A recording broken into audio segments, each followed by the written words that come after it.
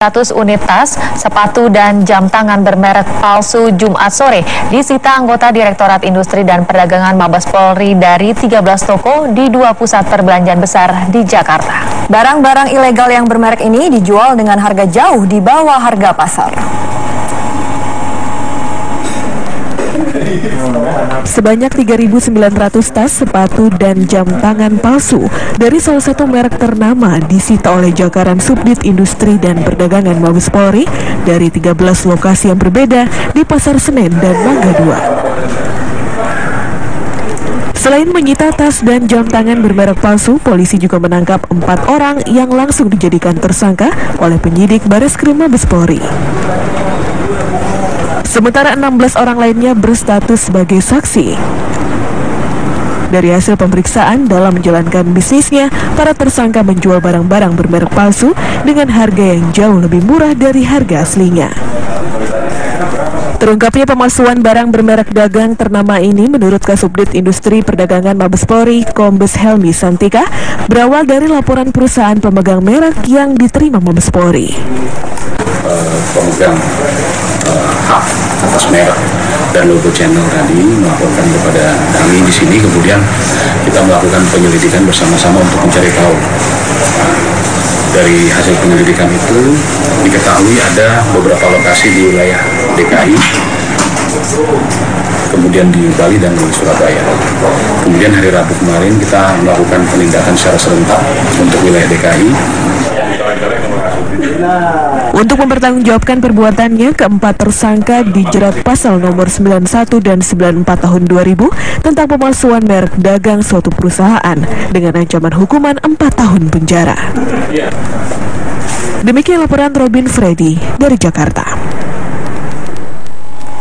Pangan Jakarta Timur mendapati jajanan di sebuah sekolah bertaraf internasional di Jakarta Timur mengandung bahan berbahaya bagi kesehatan. Ya, dari 12 sampel jajanan, petugas menemukan 5 sampel jajanan sekolah yang positif mengandung formalin, boraks, dan juga rodamin.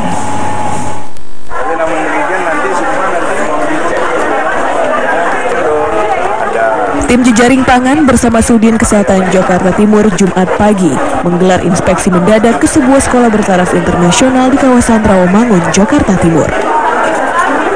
Satu persatu jajanan sekolah yang dijual di kantin langsung diambil sampelnya untuk diperiksa melalui uji lab. Setelah sampel jajanan diuji di lab selama 3 jam dari 12 sampel jajanan, petugas menemukan 5 sampel jajanan sekolah yang positif mengandung formalin, boraks, dan juga rodamin. Jajanan sekolah yang mengandung bahan berbahaya tersebut diantaranya yakni bola-bola lobster, bakso, sosis, tahu, mie, dan juga saus. Ternyata 5 itu positif. Dari 12 sampel itu 5 positif.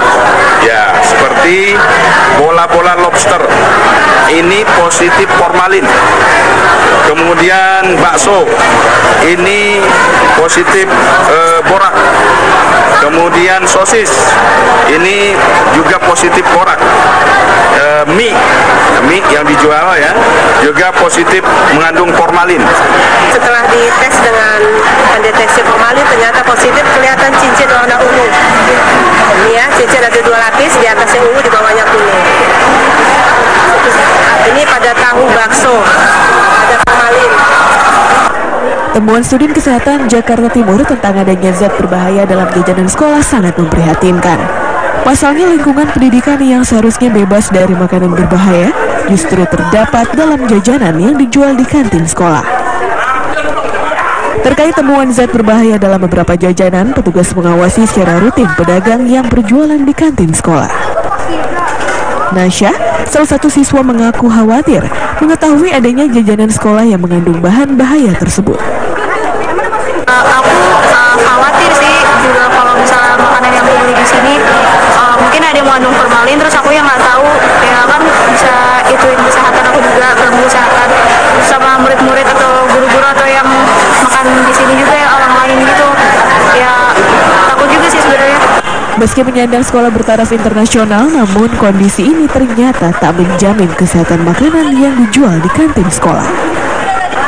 Demikian laporan Simon Tobing dari Jakarta. Ditilang seorang pengendara motor membacok polisi di Manggarai, Jakarta Selatan. Seorang warga yang mencoba menolong polisi juga ikut terluka.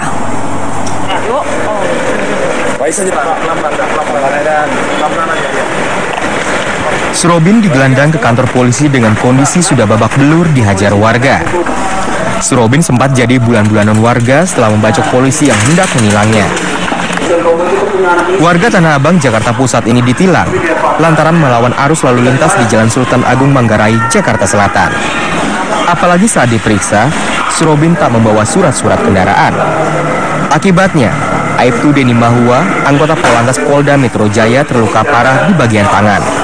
Seorang warga yang hendak menolong korban juga terkena bacokan.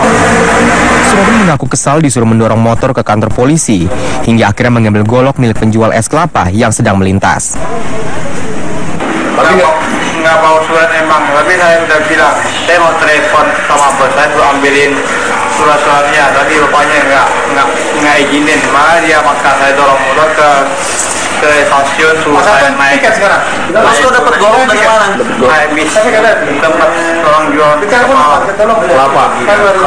Itu teman kamu? Nggak kenal. Tapi kau nekat sampai mau ngebacok? Ya, karena dia tinju saya terus, Pak. Guna mempertanggungjawabkan perbuatannya, Surobin menjalani pemeriksaan di kantor Polres Jakarta Selatan. Demikian laporan Robin Freddy dari Jakarta. Iya, kenal. Terus ngapain itu? Metro Jaya dan Polres Garut membongkar jenazah Haryantira alias Rian dengan disaksikan ibu kandung dan kerabatnya. Ibu kandung dan keluarga Rian tak kuasa menahan kesedihan saat jenazah Rian dipindahkan ke dalam peti jenazah. Petugas langsung menggali penggalian makam Rian, sekretaris di perusahaan operator teman sekamarnya di Hotel Cipaganti, Garut. Saat pembongkaran makam Rian berlangsung, air muka kesedihan terlihat jelas di wajah anggota keluarga Rian. Sejumlah anggota keluarga juga terlihat tak henti-hentinya membaca doa. Tangis pun kembali pecah saat jenazah Rian diangkat dari liang lahat untuk dipindahkan ke dalam peti. Keluarga yang menyaksikan terlihat syok saat menyaksikan jasad sekretaris cantik ini tewas dengan cara mengenaskan setelah dinyatakan hilang selama 9 bulan. Pembongkaran makam Haryantira dilakukan atas permintaan keluarga dan kebutuhan pemeriksaan forensik guna memastikan jenazah korban tersebut benar-benar merupakan jasad Rian. Pihak keluarga Rian rencananya akan memakamkan Rian di kampung halaman keluarga di Kampung Banjarlor, Kecamatan Banjarharjo, Kabupaten Brebes. Polisi menyatakan pengungkapan kasus pembunuhan Rian membutuhkan waktu cukup lama karena tidak ada identitas apapun tentang korban. Polisi kesulitan mencari data identitas korban sehingga polisi harus melakukan penyelidikan secara bertahap dan hati-hati. Setibanya dari Garut, jenazah Rian langsung disolatkan di Masjid Syuhada Banjarlor, Banjarharjo, Brebes, Jawa Tengah. Keluarga dan beberapa rekan Rian di perusahaan operator seluler terlihat ikut menyolatkan jenazah Rian. Setelah disolatkan, jenazah sekretaris Presiden Direktur Perusahaan Operator Seluler langsung dimakamkan di pemakaman desa setempat dengan ibu kandung serta kerabatnya. Rukmilah, ibu kandung mendiang Rian, mengatakan selama mengenal Andi, tersangka pembunuh putrinya, dirinya tak pernah melihat gelagat mencurigakan. Tidak pernah. Baru kemarin ibunya yang setelah anaknya ditangkap di Polda, baru ibunya mendatangi ke kamar sini. Dia mengatakan ambil saja mobilnya sama ibu, tolong anak saya dibebaskan, katanya begitu. Apa nih? Itu kemarin waktu tanggal berapa? Bulan apa? Kemarin belum lama, mungkin seminggu hari Rabu ya. Namun minggu lalu keluarga Andi tiba-tiba datang ke rumah Rian di Brebes untuk meminta maaf seputar persoalan penipuan surat tanda nomor kendaraan.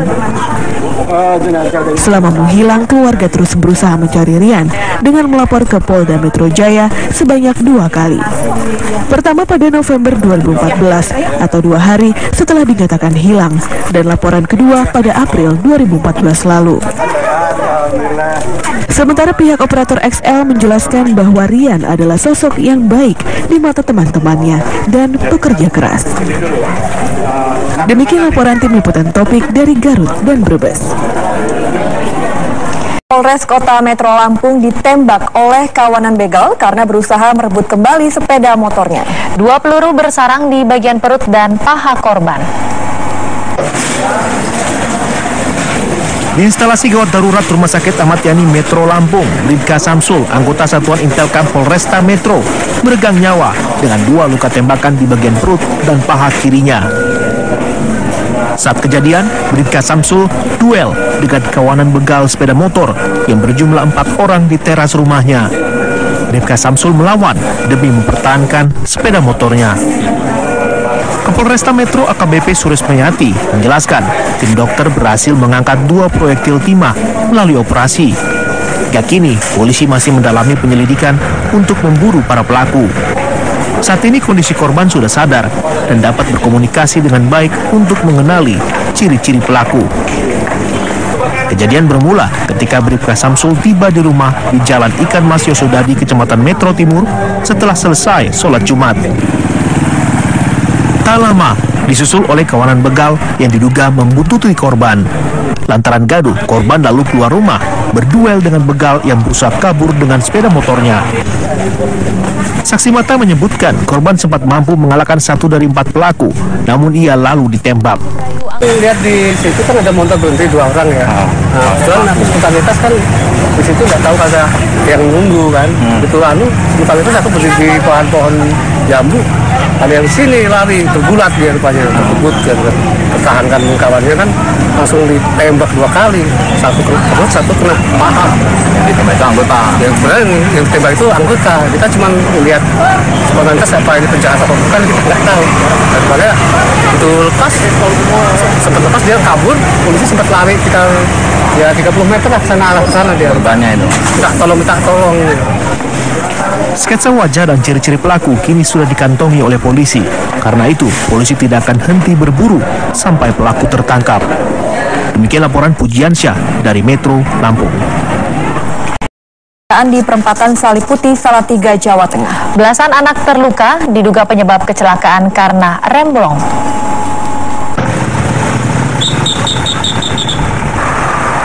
Kecelakaan terjadi saat bus rombongan taekwondo anak ini melaju dari arah Kopeng menuju Salatiga. Di turunan Salib Putih, bus yang dikemudikan Yuli Yatendra melaju dengan kecepatan tinggi. Diduga rem tidak berfungsi, supir bus kemudian berusaha banting setir ke kiri, namun gagal. Bus terus melaju hingga melewati pembatas jalan, kemudian menghantam sebuah truk gandeng dan sebuah mobil yang melaju dari arah Semarang. Kondisi bus rusak parah di bagian depan, sedangkan minibus hanya rusak di kap mesin, sedangkan truk hanya penyok di bagian baknya. Akibat kecelakaan ini, belasan atlet taekwondo anak-anak dan pengantar mengalami luka-luka ringan, sedangkan supir bus mengalami patah kaki karena terjepit bodi bus. Karena mengalami shock dan luka-luka, para atlet ini tidak jadi mengikuti pertandingan karena kondisinya yang tidak memungkinkan. Belasan korban ini akhirnya dievakuasi oleh polisi sebelum kembali ke Bantul. Kecepatan tinggi, Pak. Kecepatan nabrak aja apa aja, Pak? Nabrak truk, tergandeng, Xenia sama posisi sedang berhenti. Terus kondisi korban ada berapa? Korbannya banyak. Tapi korban ini banyak, Pak. Yang di dalam bus banyak. Anak-anak. Tidak ada korban jiwa dalam kecelakaan ini, namun supir bus dan sejumlah penumpang bus mengalami luka-luka dibawa ke Rumah Sakit Umum Daerah Salatiga, Jawa Tengah. Demikian laporan Aditya Bayu dari Salatiga, Jawa Tengah.